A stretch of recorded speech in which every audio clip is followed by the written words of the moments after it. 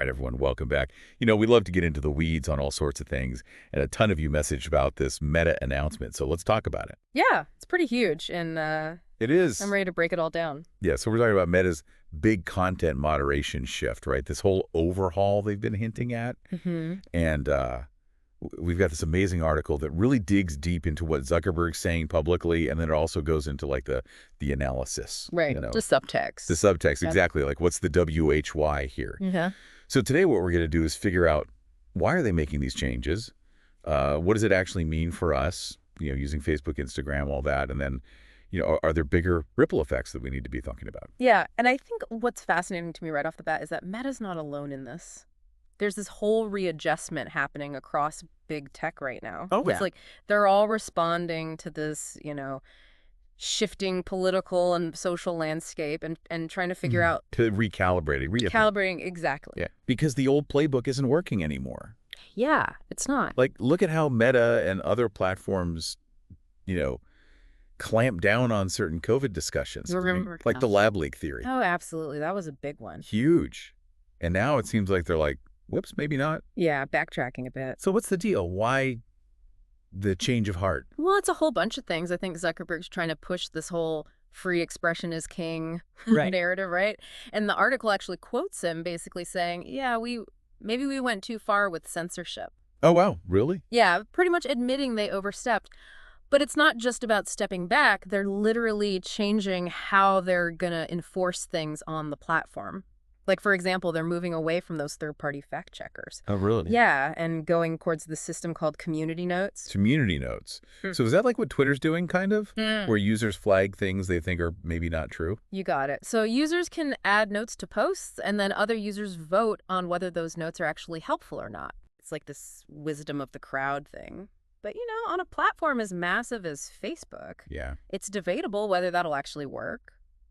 Could lead to echo chambers or even like mob mentality. That's a really good point. I hadn't even thought about that. Yeah, it'll be interesting to see how it plays out.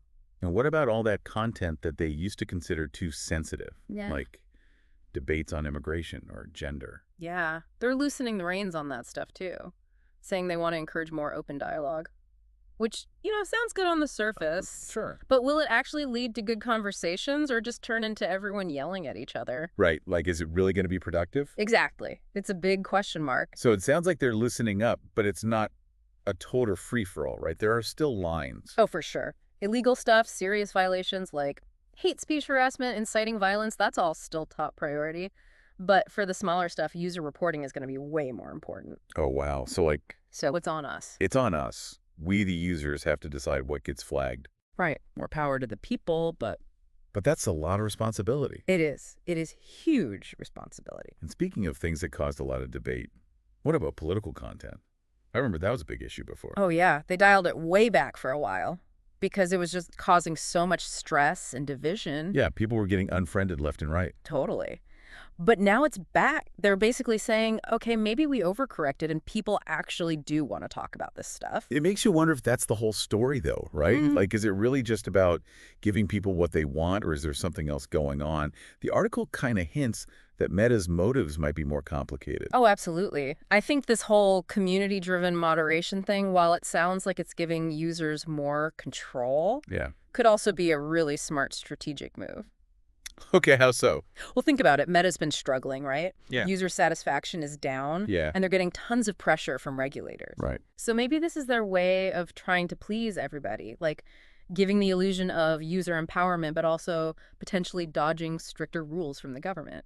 Oh, that's a really interesting point. Yeah, it's a win-win for them if they can pull it off. And then there's that whole thing about them moving their U.S. content moderation team to Texas, remember? And Dana White joining their board. That just seems so random. It does seem random, right? But I think those things actually fit into this bigger picture about how politics and culture are influencing Meta's decisions. Okay, break that down for me. So the Texas move, they said it was about addressing ideological bias. Yeah. But it also happened right when there was this big shift happening within the company. Oh, interesting. And you've got Dana White, the UFC guy. Yeah, I mean, he's known for being pretty, assertive. Exactly. Yeah. So some people are saying this is Meta trying to, consolidate control and maybe even silence dissenting voices internally. Wow. So these changes might not just be about what we see online, but about how Meta functions as a company, too. Yeah, it's all Yeah. connected. And that ties into something else. The article talks about this whole pushback against identity politics, declining trust in institutions. It's like everything's intertwined right now. Totally. And it makes you ask the big question. Are these changes a real attempt to navigate this crazy landscape, or is it just a PR move to protect their bottom line? Right. Like, are they actually trying to do good or just trying to look good? That's the million-dollar question. And this isn't just an American problem either. This is global. Oh, yeah, totally. Different countries have totally different rules about what you can and can't say online. So how does Meta even handle that? It's a nightmare for them, honestly. They've got those strict regulations in Europe, the Great Firewall in China, and then places like Latin America with their own unique political situations. It's like a giant ethical and logistical puzzle. It's like they're trying to juggle chainsaws. Pretty much. Okay, so let's try to sum this all up.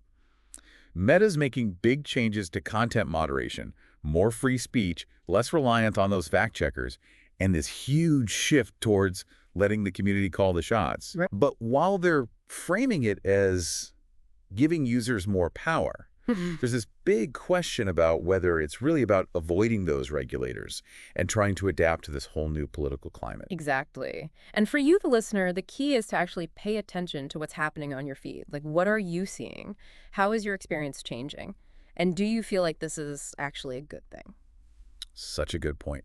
It's easy to get caught up in the headlines, but we have to see how it actually plays out. Absolutely. And here's a final thought for everyone listening.